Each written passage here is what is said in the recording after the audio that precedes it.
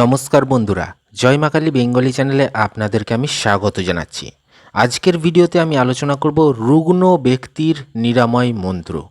অর্থাৎ আপনি যদি প্রচণ্ড রকমভাবে রোগ ব্যাধিতে ভুগে চলেছেন, সবসময় আপনার দেহে একটা দুর্বলতা কাজ করছে, ঠিক আছে, কাজে মন বসছে না, আপনি মনের ভেতর থেকে হিম্মত পাচ্ছেন না, আপনার শরীরে কোনো ক্ষমতা পাচ্ছেন না, সবসময় রুগ্নভাবে রয়েছেন, আপনার দেহ সুগঠিত হচ্ছে না, আপনি রোগা পাতলা হয়ে যাচ্ছেন, দিনকে দিন রোগ ভোগ লেগেই চলেছে। তো এরকম যদি হয়ে থাকে রুগ্ন শরীর, ঠিক আছে, তো সেই জন্য আমি একটা মন্ত্র এনেছি এবং প্রয়োগ বলবো আপনাদের, যার ফলে এই রুগ্নতা কেটে যাবে, শরীরের দুর্বলতা কেটে যাবে, আপনি শরীর থেকে বলবান হয়ে উঠবেন, দেহ সুগঠিত হবে এবং মনের ভিতরে ক্ষমতা পাবেন, শক্তি পাবেন, কাজ করার একটা সক্ষমতা পাবেন। তো রোগ ব্যাধি আপনার লেগে থাকবে না, আপনি সুস্থ থাকবেন।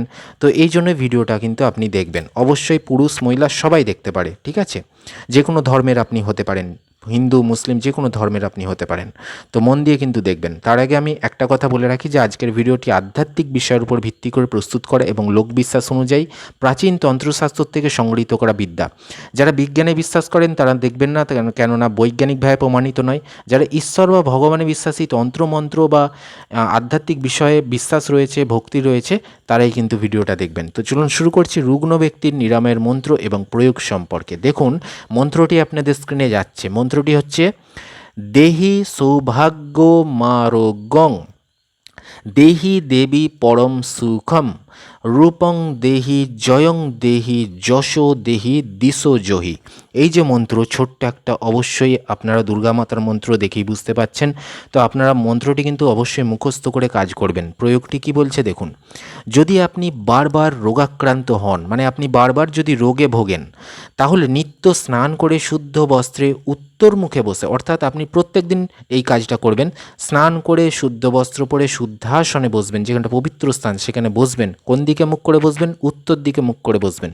একটি চৌকিতে শুদ্ধ বস্ত্র পেতে, অর্থাৎ আপনার সামনে একটা জল চৌকি পাতবেন, তার উপরে আপনি লাল বা হলুদ একটা কাপড় বেছাবেন, পরিষ্কার শুদ্ধ বস্ত্র পেতে, তার ওপর বলছে কি দুর্গা মাতার চিত্র রেখে, দুর্গা ঠাকুরের একটা পিকচার বা চিত্র আপনি রাখবেন, তার ওপরে রেখে ধূপ দ্বীপ জেলে উক্ত মন্ত্র 108 বার প্রত্যহ জপ করলে রোগ ব্যাধি থাকে না। এই মন্ত্রটি 108 বার করে আপনাকে প্রত্যেক দিন এইভাবেই কিন্তু জপ করতে হবে, শুদ্ধভাবে বিশ্বাস নিয়ে। দেখবেন আপনার শরীরে কোনো রকম রোগ ব্যাধি থাকবে না, আপনার রুগ্নতা কেটে যাবে, দুর্বল থেকে সবল হবেন এবং মনের ভিতর থেকে একটা ক্ষমতা বা সাহস এবং শক্তি তৈরি হবে, ঠিক আছে। তো এটাও কিন্তু বলা রয়েছে এখানে, আপনারা দেখে বুঝতে পেরেছেন।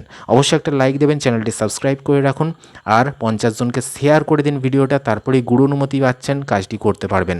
আর এই চ্যানেলে বহু ভিডিও রয়েছে, দেখতে থাকুন। ধন্যবাদ।